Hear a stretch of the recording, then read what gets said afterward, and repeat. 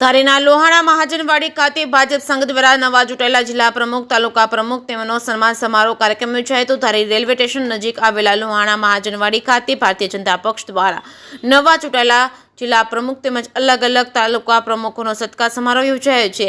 આ કાર્યક્રમમાં જીતુભાઈ વાઘાણીની પ્રેરક ઉપસ્થિતિમાં ધારીના ધારાસભ્ય જેવી કાકડિયા, ધારી ખાંભાના બગસરાના તાલુકાના પ્રમુખો, ઉપપ્રમુખો તેમજ દરેક ગામના સરપંચો, ભારતીય જનતા પક્ષના તમામ હોદ્દેદારો સહિત કાર્યકરો ઉપસ્થિત રહ્યા। ધારીના નવા જિલ્લા પ્રમુખ અતુલભાઈ કાનાણીનું સન્માન કરવામાં આવ્યું હતું। ત્યારે સાપ્તાહિક પ્રવચન ધારીના ધારાસભ્ય જેવી કાકડિયા દ્વારા કરવામાં આવ્યું। ત્યારબાદ જીતુભાઈ વાઘાણી દ્વારા ભાજપ સરકાર દ્વારા કરાયેલા વિકાસના કામોની સિદ્ધિને વર્ણવી હતી અને કાર્યક્રમ અંતર્ગત ભાજપ પક્ષના તમામ લોકો મોટી સંખ્યામાં ઉપસ્થિત રહી કાર્યક્રમને સફળતાપૂર્વક પૂર્ણ કરવામાં આવ્યો હતો।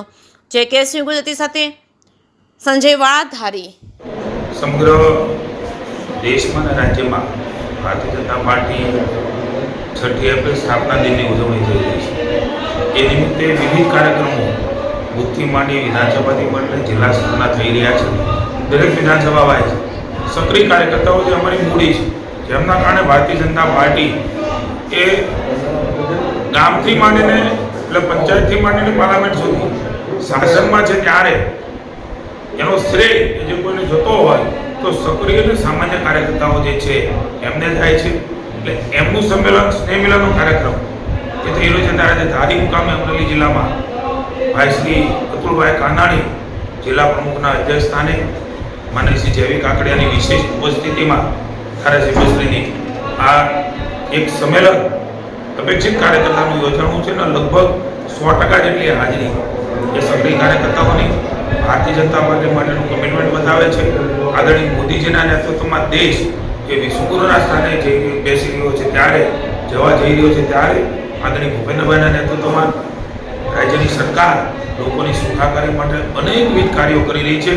મને આનંદ છે કે ધારીમાં વિકાસની નવી પાંખો કે ભાઈ શ્રી જેવીભાઈ અને ભારતીય જનતા પાર્ટીના સૌ આગેવાન કાર્યકર્તાઓના પરિશ્રમને મહેનતથી ભૂપેન્દ્રભાઈને નરેન્દ્રભાઈના નેતૃત્વમાં ધારીનો પણ વિકાસ એ ખૂબ ઝડપે વધારે થઈ રહ્યો છે ત્યારે સૌ કાર્યકર્તાઓએ સંકલ્પ કર્યો છે હજુ પણ ભારતીય જનતા પાર્ટીનો વિચાર જ્યાં નથી પહોંચ્યો ત્યાં પહોંચાડીને ભારતીય જનતા પાર્ટીને વધારે મજબૂત બનાવીને આગામી દિવસોમાં જનતાની સુખાકારીના લોકકલ્યાણના કામો અમારા દ્વારા થાય એનો સંકલ્પ પણ કર્યો છે।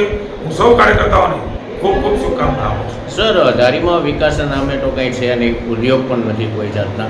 રત્ન કલાકારોના જ્યારે ધંધા ભાંગી ગયા છે તો પર્યટક તરીકે ધારીને વિકસાવવામાં આવે। ધારીમાં એક સફારી પાર્ક છે, બીજા સફારી પાર્કની પણ માગણી કે ભાઈ જેવી કાકડિયાએ કરી છે। હું આપના ધ્યાન પર મૂકવા માગું છું કે આજથી 15-20 વર્ષ પહેલાંનું ધારી, એમના રસ્તાઓ, એ ગામની સુવિધાઓ, એ પાણીની સમસ્યાઓ, એ વીજળીની સમસ્યાઓ, એ રોડની સમસ્યાઓ, આરોગ્યની સમસ્યાઓ, શિક્ષણની સમસ્યાઓ, એમાંથી પીડાતું ધારી એ આપણે જોયું છે। ભૌગોલિક રીતે આપણે સૌ જાણીએ છીએ પ્રમાણે સિંચાઈની સમસ્યાઓથી પણ પીડાતું હતું। આજે એમાંથી દૂર થયું હોય તો ભારતીય જનતા પાર્ટીના શાસનમાં થયું છે। ભૌગોલિક રીતે જે સ્થિતિ હોય છે ગામની ને વિસ્તારની એ પ્રમાણે ત્યાં નાના મોટા વિકાસના કાર્યો, ઉદ્યોગોની વાત છે તો એ પ્રકારે થતા હોય છે। પણ મને આનંદ છે કે પહેલાંનું ધારી અને આજના ધારીમાં ખૂબ મોટો ફેર છે કે ભારતીય જનતા પાર્ટીની દેન છે।